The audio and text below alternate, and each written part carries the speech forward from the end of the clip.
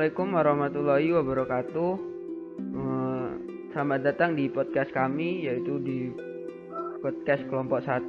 Di sini kami akan memberikan sebuah tanggapan, analisis, dan solusi dari sebuah film yang sudah kami tonton sebelumnya, yaitu filmnya Muter Panguripan.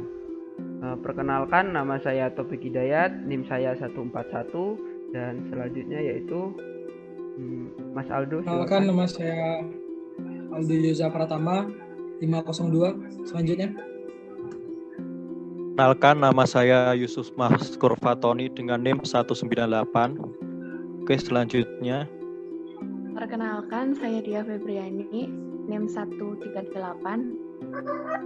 Perkenalkan, nama saya Fikri Syahrian, NIM 139. Lanjut, Mas.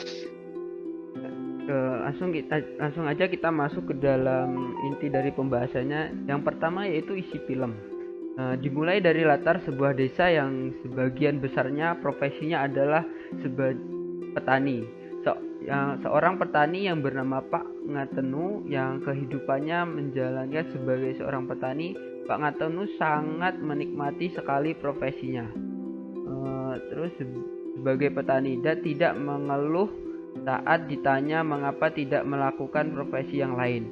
Selain petani, Pak Ngatenu menjawab, karena profesi petani itu tidak mikir apa-apa dan hanya memikirkan tentang panen saja.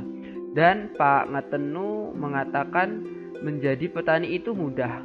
Apa yang kita tanam dan baik akan dapatkan hasil yang senang. Petani itu ibarat raja. Kalau tidak ada yang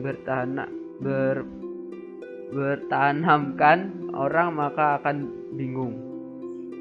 Selanjutnya yaitu apa mungkin ada tambahan dari Mas Yusuf?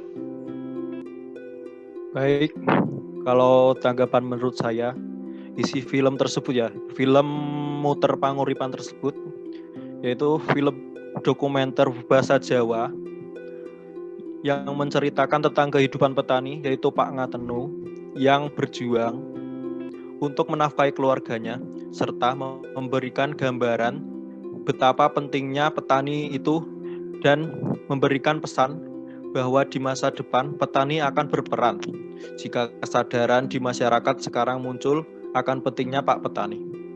Di film dokumenter ini juga memperlihatkan tentang kesederhanaan di sebuah desa dengan profesi petani yang sangat penting bagi masyarakat.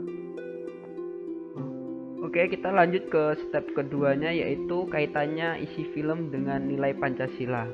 Apakah Mbak Diah punya tanggapan terkait nilai film ini dalam Pancasila sendiri?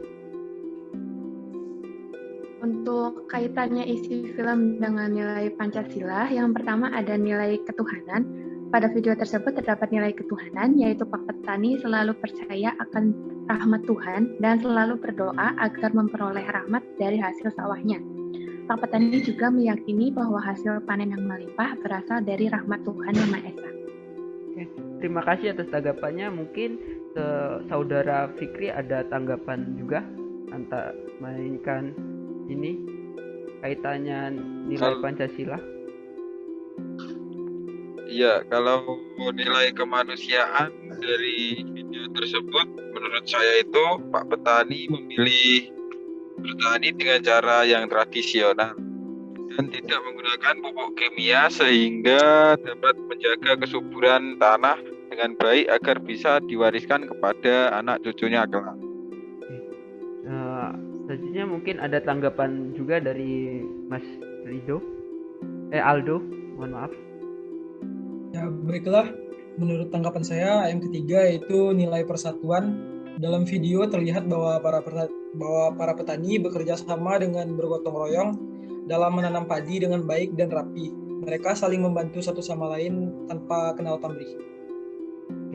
Kalau menurut saya sendiri nilai film ini dengan nilai Pancasila yaitu nilainya kerakyatan. Dalam video ini terdapat nilai kerakyatan bahwa seorang sama petani harus saling membantu agar hasil panennya maksimal dan tidak berlaku curang dengan sesama agar kehidupan sesama petani berjalan dengan rukun. Mungkin Mas Yusuf ada tambahan buat nilai Pancasila dengan film ini?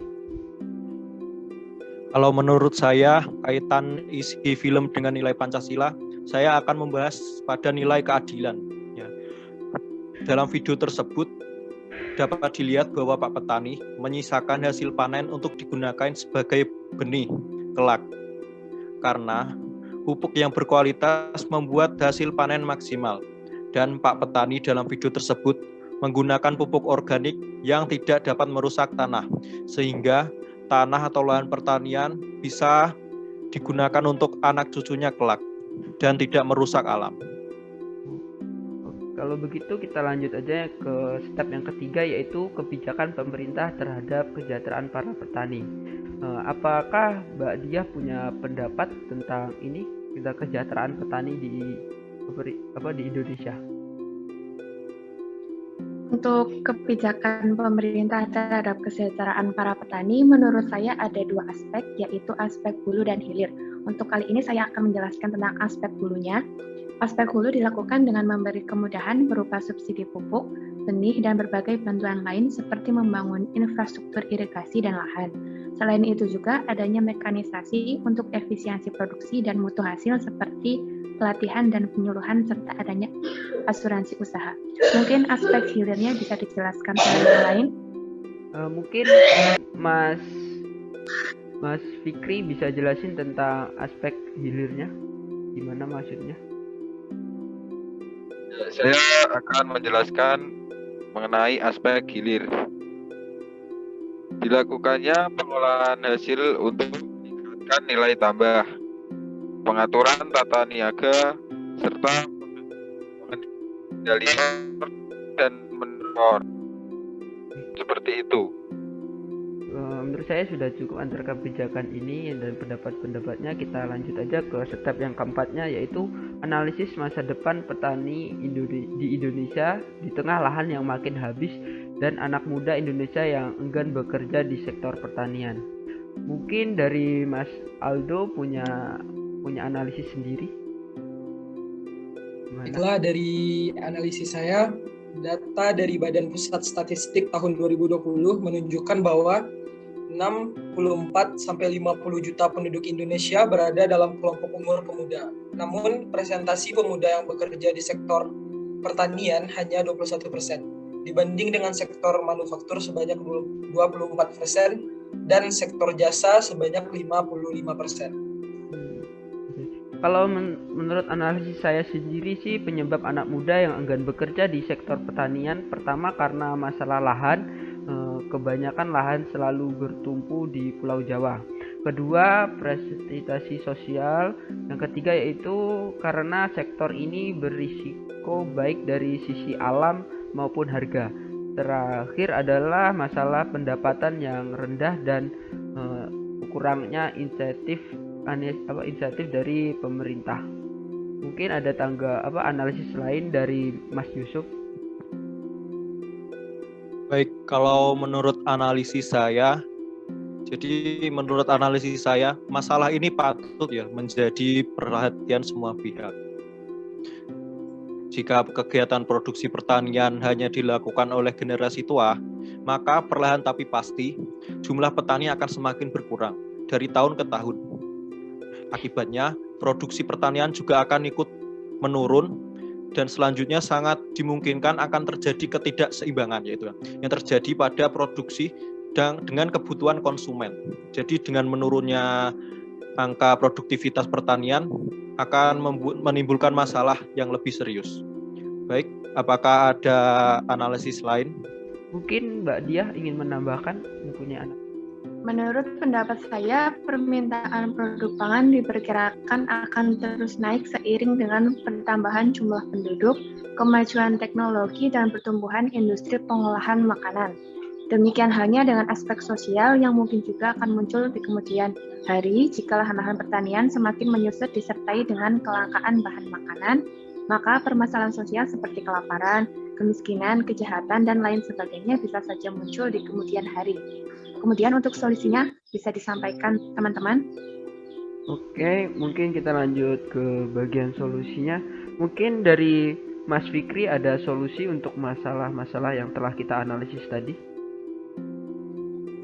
Ya, solusinya bagi masa depan pertanian Indonesia di tengah lahan yang makin habis ini, pertama, insentif untuk meregenerasi petani memerlukan kemudahan akses terhadap lahan.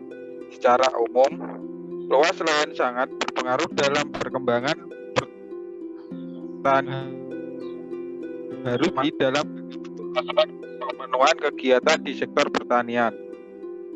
Nah, betul sekali, sehingga memungkinkan adanya penerapan teknologi disertai penggunaan alat mesin, pengolahan lahan, budidaya, dan penanganan pasca panen. Ukuran petakan sawah dan kebun yang kecil serta kemiringan yang curam tidak memungkinkan penerapan teknologi secara optimal.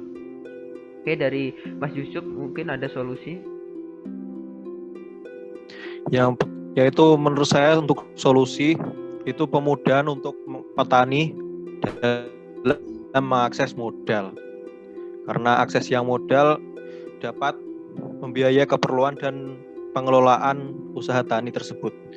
Sehingga pertanian akan meminimalkan resiko gagal panen. Itu dari saya untuk solusi. Mungkin ada yang lain? Mbak Diah mungkin ingin menambahkan untuk solusinya?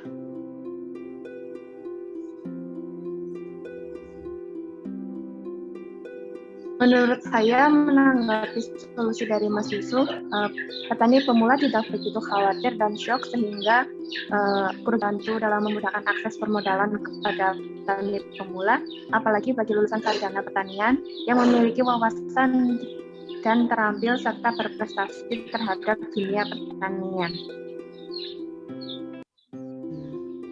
Oke, mungkin dari Mas Fikri ada tambahan nggak buat solusi ini? Oke. Solusi yang ketiga adalah pemerintah harus bisa membantu anak muda atau lulusan sarjana pertanian yang berminat untuk bertani. Di era teknologi ini, kalangan pemuda ingin sesuatu yang mudah dan cepat. Dan teknologi hadir untuk kebutuhan petani. Oke, mungkin dari Mas Aldo ingin menutup di bagian solusi ini. Apakah Anda punya solusi, Mas Aldo? Baiklah, solusi dari saya yaitu mencanangkan program petani milenial dalam rangka akselerasi regeneratif petani melalui pengembangan berbagai aktivitas usaha tani pada bidang tanaman pangan, hortikultura, perkebunan, kehutanan, peternakan, dan perikanan. Oke, terima kasih untuk semua jawabannya. Sekian dari kelompok kami. Bila ada kurang salahnya mohon maaf. Wassalamualaikum warahmatullahi wabarakatuh.